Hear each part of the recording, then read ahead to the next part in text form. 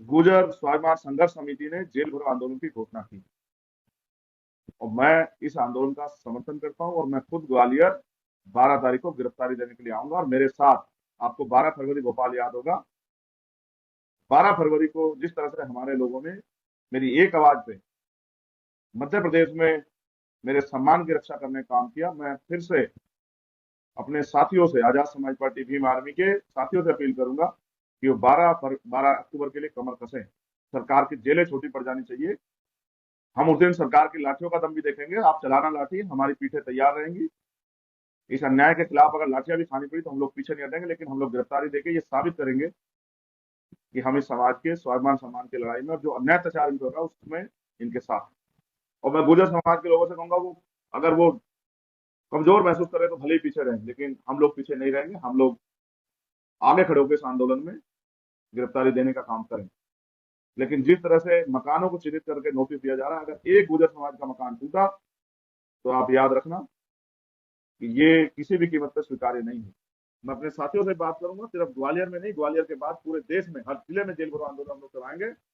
आज मेरे एक साथी का सहारनपुर से फोन आया, उन्होंने कहा भाई अगर शुरुआत करनी है तो हम लोग सहारनपुर से भी करेंगे। तो मैं आपसे वादा करता हूँ, सहारनपुर ही नहीं, उत्तर प्रदेश में भी करेंगे, राजस्थान में भी करेंगे, बिहार में भी करेंगे, पंजाब में भी करेंगे, उत्तराखंड में भी करेंगे, महाराष्ट्र में भी करेंगे, दिल्ली में भी करेंगे, मध्य प्रदेश में भी करेंगे, छत्तीसगढ़ में भी करेंगे, तेलंगाना में भी करेंगे, झारखंड में भी करेंगे, उड़ीसा में भी करेंगे, बंगाल में भी करेंगे।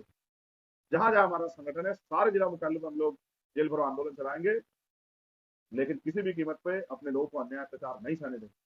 आज हो क्या रहा है, उगाही चल रही है।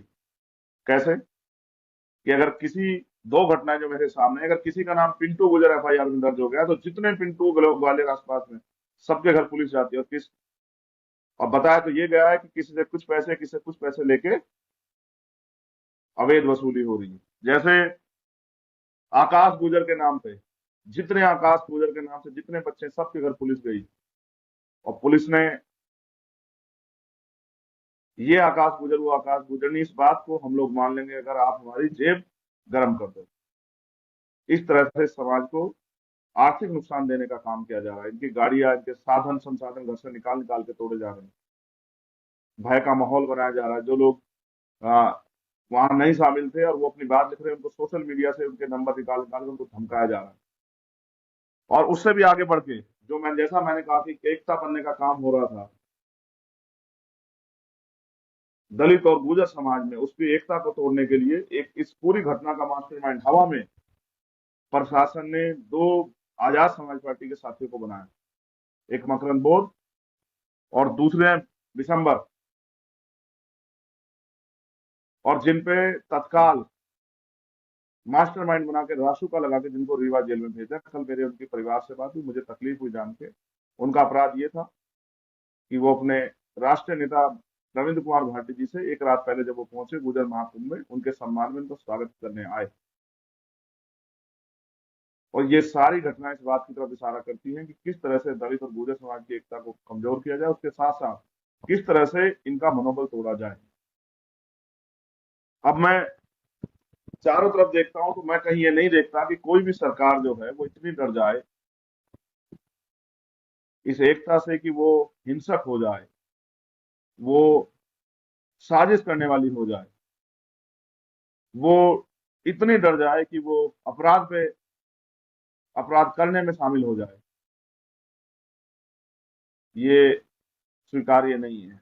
और जिस तरह से मुझे जो बताया गया कि क्योंकि बच्चे घरों में नहीं है, तो जिस तरह से गांव में घरों में घुस के, अगर ये सत्य है कि पुलिस जिस तरह का व्यवहार कर रही है बेटियों के साथ छेड़खानी करने का, तो ये किसी भी कीमत पर स्वीकार्य नहीं किया जाए। हमने सबने इस आंदोलन के साथ ये शपथ ली थी कि जब भी किसी बहन बेटी का अपमान होगा, किसी समाज को डराने का, दबाने का प्रयास किया जाएगा, किसी समाज को कमजोर करने का प्रयास किया जाएगा, हम उनकी लड़ाई लड़ेंगे। और इतिहास गवाह है, आज तक हमने कभी किसी को भी जिसके साथ अन्याय है उसको अकेला नहीं छोड़ा। तो आज अपने गुर्जर समाज को कैसे अकेला छोड़े। 12 तारीख को गुर्जर स्वाभिमान संघर्ष समिति ने जेल भरो आंदोलन की घोषणा की और मैं इस आंदोलन का समर्थन करता हूं और मैं खुद ग्वालियर 12 तारीख को गिरफ्तारी देने के लिए आऊंगा। और मेरे साथ, आपको 12 फरवरी भोपाल याद होगा, 12 फरवरी को जिस तरह से हमारे लोगों ने मेरी एक आवाज पे मध्य प्रदेश में मेरे सम्मान की रक्षा करने का काम किया, मैं फिर से अपने साथियों से, आजाद समाज पार्टी भीम आर्मी के साथियों से अपील करूंगा कि वो 12 अक्टूबर के लिए कमर कसें। सरकार की जेलें छोटी पड़ जानी चाहिए, लेकिन इस अन्याय को हमें इस समाज पे होने से रोकना है और कमजोरों पे होने से रोकना है। हम पीठ दिखाने वाले लोग नहीं। हम उस दिन सरकार की लाठियों का दम भी देखेंगे। आप चलाना लाठी, हमारी पीठें तैयार रहेंगी। इस अन्याय के खिलाफ अगर लाठियां भी खानी पड़ी तो हम लोग पीछे नहीं हटेंगे, लेकिन हम लोग गिरफ्तारी देके ये साबित करेंगे कि हम इस समाज के स्वाभिमान सम्मान की लड़ाई में, और जो अन्याय अत्याचार इनको हो रहा है उसमें इनके साथ। और ये राजनीतिक लड़ाई नहीं है मेरे साथियों, ये हक अधिकार की लड़ाई, ये कमजोरों की एकता की लड़ाई है, दलित पिछड़े किसान कमेरों की एकजुट होने की लड़ाई। और जब जब मैंने कहा कि किसी भी समाज ने अन्याय अत्याचार के खिलाफ आवाज उठाई, उसको इसी हिंसा का सामना सरकारों द्वारा करना पड़ा। और हमें तो आदत हो गई अन्याय सहने की। हमारे लोगों पे इतना अन्याय पूरे देश भर में होता है। आप याद रखना, अभी नहीं तो कभी नहीं। अगर इस बार समाज का मनोबल टूटा तो शायद कभी 100 की संख्या में भी समाज इकट्ठा नहीं हो पाए। इसलिए मैं अपील करूंगा 12 अक्टूबर को कि आप ज्यादा से ज्यादा संख्या में ग्वालियर पहुंचे और शांतिपूर्वक तरीके से मेरे साथ गिरफ्तारी दें।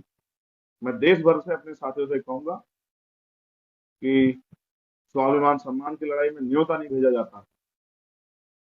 जो तकलीफ पीड़ा समझता है, बहन बेटियों का जो अपमान ग्वालियर में हो रहा है, जो इस पीड़ा को समझेगा वो खुद आ जाएगा।